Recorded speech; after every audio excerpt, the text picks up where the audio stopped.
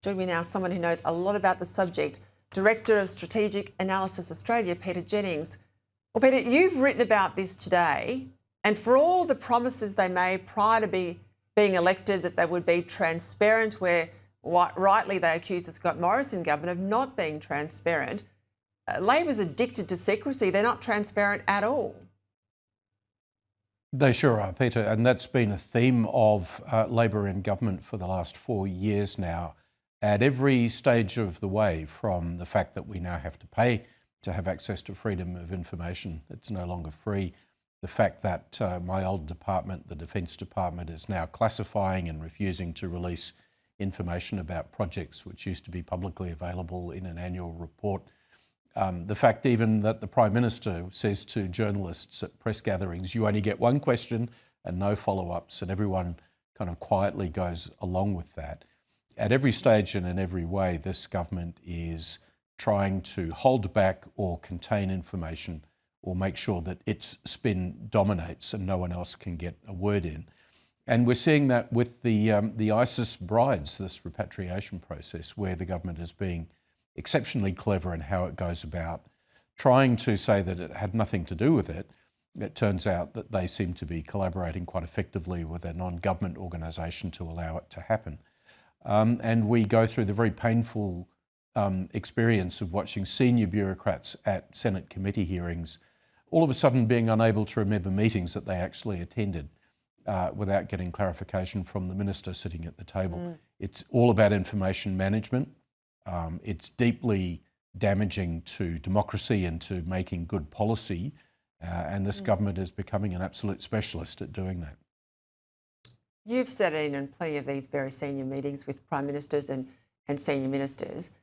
And when a bureaucrat is asked to leave the room, as Tony Burke asked the bureaucrats to leave the room so he could have private conversations with the lobby group, that tells you everything you need to know. It sure does. And, you know, typically what ministers and prime ministers want is they want officials in the room to keep an honest record of what's going on. Can a minister actually have a private conversation with a non-government organisation? I mean, it really shouldn't be allowed to happen. And I think it's highly suspect. You know, Peter, just quickly, I reflect that the Trump administration thanked the Spanish government for repatriating a couple of people out of a Syrian refugee camp recently. Our government could have decided to actually explain what it was doing and make a virtue of the fact that it was bringing these Australians back. It's chosen, however, to do it in the sneakiest way possible, which I think just makes people more suspicious. But that's a theme about how this government actually runs all areas of public policy.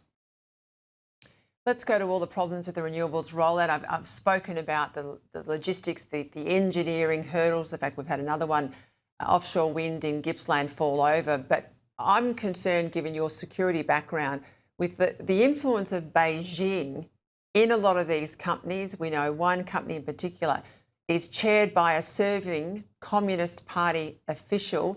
This is a $200 million solar project in Brisbane, near Bendigo, beg your pardon, in Victoria. It's getting big money out of taxpayers. It's been awarded funding out of the Capacity Investment Scheme run by Chris Bowen. How concerned should we be here? Look, we should be desperately concerned. This government is forgetting all of the lessons of, hard decisions taken by past governments, for example, to keep China out of the 5G IT rollout. And there's really two big reasons for concern. One is that we're making ourselves more and more dependent on a state which does not have Australia's best interests at heart. The Chinese have their own strategic objectives. The second reason is that we're seeing Chinese technology increasingly becoming the dominant factor at Australian critical infrastructure. So the grid, ports, airports, all manners of IT connectivity. This gives China the capacity to do damage to Australia's critical infrastructure during moments of international crisis.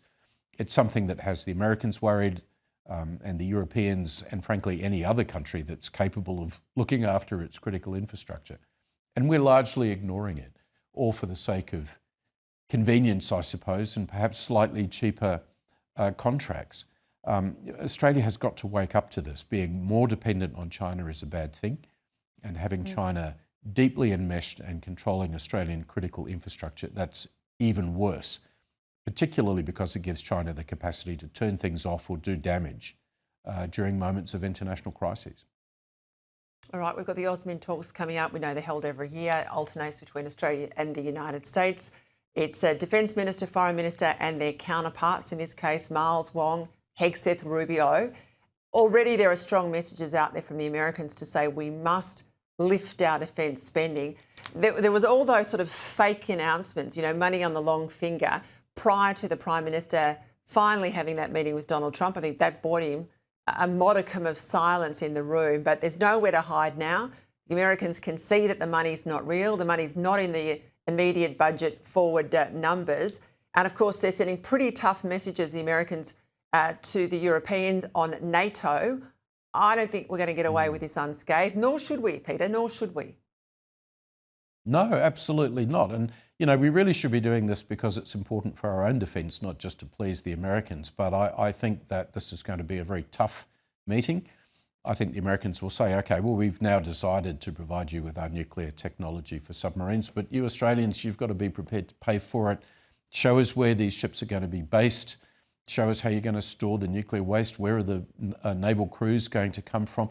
There's many, many areas where we are just failing to, with sufficient speed, gear up to be able to take on that nuclear technology. And so the Americans realise that we're dragging the chain. And I think when it comes to this meeting in DC, we're going to have some pretty hard messages read to us about the need to lift spending. And not at the end of the decade, Peter, but this year and over the next few years, and to do so quickly in the way that Taiwan is and a number of other countries. Our government has fought against that, but the time has now come. And I think there'll be it'll be a lot of tough love in DC when our ministers get together with their American counterparts. Well, we'll see if it makes a difference. We'll leave it there. Thank you.